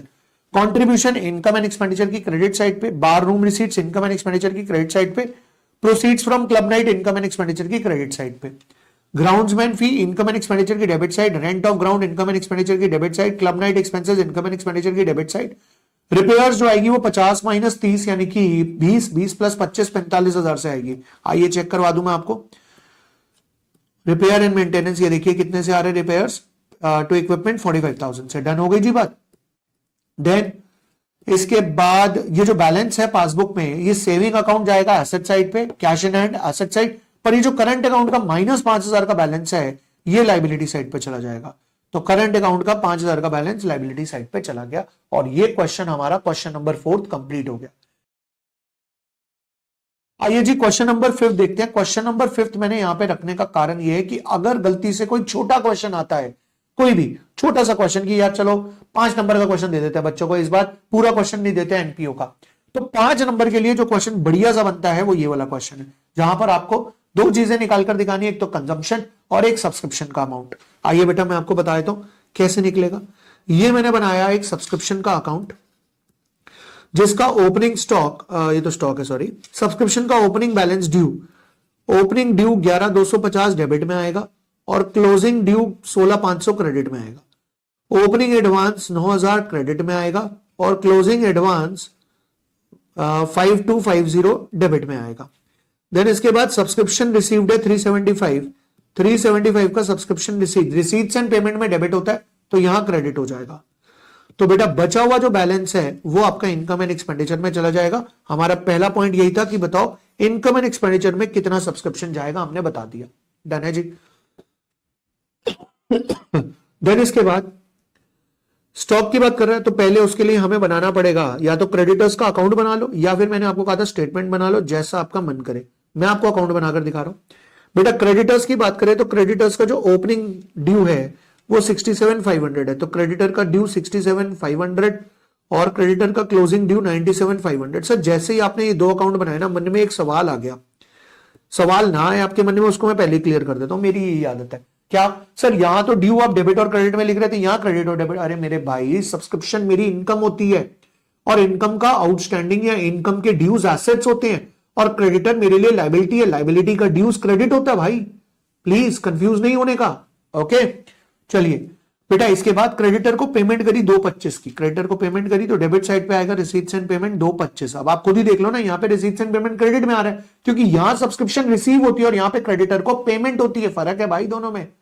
Okay चलिए तो ये आ गई बेटा मेरी परचेज। परचेज कितनी आ गई मेरी 2,25 प्लस 97 माइनस 67, ये आ गई 190 प्लस हो जाएगा 255। परचेज आ गई मेरी 255, 255। अब मैं 255 के अंदर ओपनिंग स्टॉक प्लस करूंगा यानी 75,000 और क्लोजिंग स्टॉक माइनस करूंगा 1,12,500। तो ये मेरा, लो भाई कैलकुलेटर कहां है भाई हमारा, ये रहा, 255 प्लस 75,000 माइनस 1,12,500, तो ये आ गया 2,17,500। ये हमारी कंजम्पशन आ गई। ये 2,17,500 जो है ये इनकम एंड एक्सपेंडिचर में चला जाएगा। तो कहा है जी हमारा सब्सक्रिप्शन का कितना अमाउंट जाएगा जी, सब्सक्रिप्शन का जाएगा 384 जो कि हमने निकाल लिया, और कंजम्पशन का कितना जाएगा भाई, कंजम्पशन का जाएगा 2,17,500। That's it. सर इसका सेकंड पार्ट भी बता दो एक बार। चलो जी सेकंड पार्ट कह रहा बताओ इसे बैलेंस शीट में कैसे शो करोगे। तो लो मेरी बात को ध्यान से सुनना। बैलेंस शीट में बेटा क्लोजिंग बैलेंस शीट की बात कर रहे हैं हम, तो स्टॉक जाएगा एसेट साइड पे, अमाउंट ड्यू जाएगा लाइबिलिटी साइड पे, सब्सक्रिप्शन ड्यू जाएगा एसेट साइड पे और सब्सक्रिप्शन रिसीव्ड इन एडवांस जाएगा लाइबिलिटी साइड पे। तो ये जाएंगे और ये स्टेटमेंट ऑफ अफेयर्स में जाएंगे। तो बेटा इसी के साथ 5 top important questions of NPO मैंने आपको करवा दिए हैं। तो बेटा आज के इस वीडियो में हमने कवर करे हैं 13 क्वेश्चंस, 8 क्वेश्चन इन्वेंट्री के और 5 क्वेश्चंस एनपीओ के, जो कि ये 13 क्वेश्चन बहुत बहुत बहुत इंपॉर्टेंट क्वेश्चंस हैं। आई होप इस वीडियो ने आपकी हेल्प करी होगी। आप इस चैनल को सब्सक्राइब करें अगर आप इस चैनल पे नए हैं तो, और कमेंट सेक्शन में कमेंट जरूर करें बेटा, तभी नेक्स्ट वीडियो को रिकॉर्ड करने के लिए मुझे मोटिवेशन मिलता है। आई होप इस वीडियो ने आपकी बहुत हेल्प करी, आप इसे शेयर करेंगे। मिलते हैं अपने नेक्स्ट सबसे इंपॉर्टेंट क्वेश्चंस की वीडियो में। आज के लिए इतना ही, बाय बाय, टेक केयर।